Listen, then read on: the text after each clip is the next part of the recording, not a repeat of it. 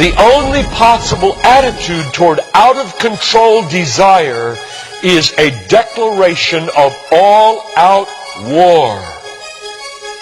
I hear so many Christians murmuring about their imperfections and their failures and their addictions and their shortcomings, and I see so little war.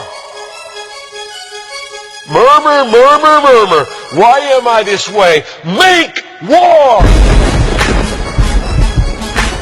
If you wonder how to make war, go to the manual. Don't just bellyache about your failures. Make war! He says, I'm continuing to quote, there is something about war that sharpens the senses. You hear a twig snap or rustling of the leaves and you are in attack mode. Someone coughs and you are ready to pull the trigger. Even after days of little or no sleep, war keeps us vigilant. There is a mean, violent streak to the true Christian life. But now let's very carefully ask, violence against whom? Or what? Not other people. Not other people. Not other people. Not Muslims. Not Hindus. Not Buddhists. Not atheists. Not secularists. Not nominal Christians. Not wives or husband or children or ornery bosses. But on every impulse in our soul to be violent to other people. Violence, a mean streak in Christianity, against our own selves. And all in us that would make peace with sin and a settling in peacetime mindset. We make war on that in us.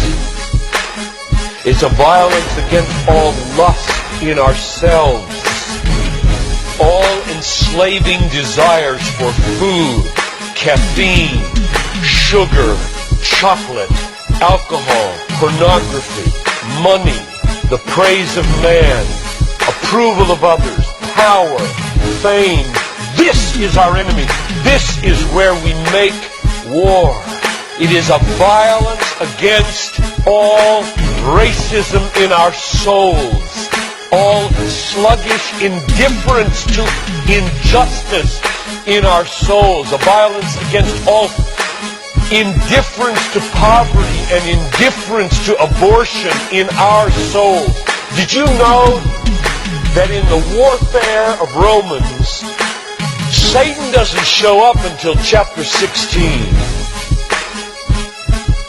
We tend to think of spiritual warfare as this little thing where you find some way to pray or some way to lay hands on or some way to do a Satan thing. Well, that's important. Believe me, that's important. We war not against flesh and blood, but against principalities and powers and world rulers of this present darkness and spiritual hosts of wickedness in the heavenly places. That's important. But you know what? It's not nearly as important as this. Because the only foothold Satan has in your life is your flesh and your sin. Nobody goes to hell because of Satan. The only reason we go to hell is sin. Much more important than fighting Satan is fighting sin. This warfare in verse 13 is vastly more important than figuring Satan out. Get that. My biggest enemy is not Satan. My biggest enemy is John Piper. And he's the only reason I'll go to hell, not Satan. Satan, you don't have nearly that kind of power. And therefore, I really care about us learning how to do this now. Christianity is not a settle in, live at peace with the world the way it is religion. Like most Christians live their daily lives. Verse 13. If by the Spirit you kill. There's a mean streak in Christianity, and it's not against anybody else but ourselves. In fact, it's against the meanness of ourselves against other people. If you feel like you're a mean person against others, a harsh person, a critical person, you know your problem? You haven't learned to make war. You haven't learned to be mean. You haven't learned to get violent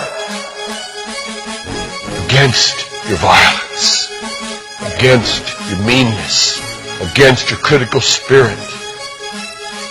And you complain of it, talk about it, but have you made war 24/7 against it?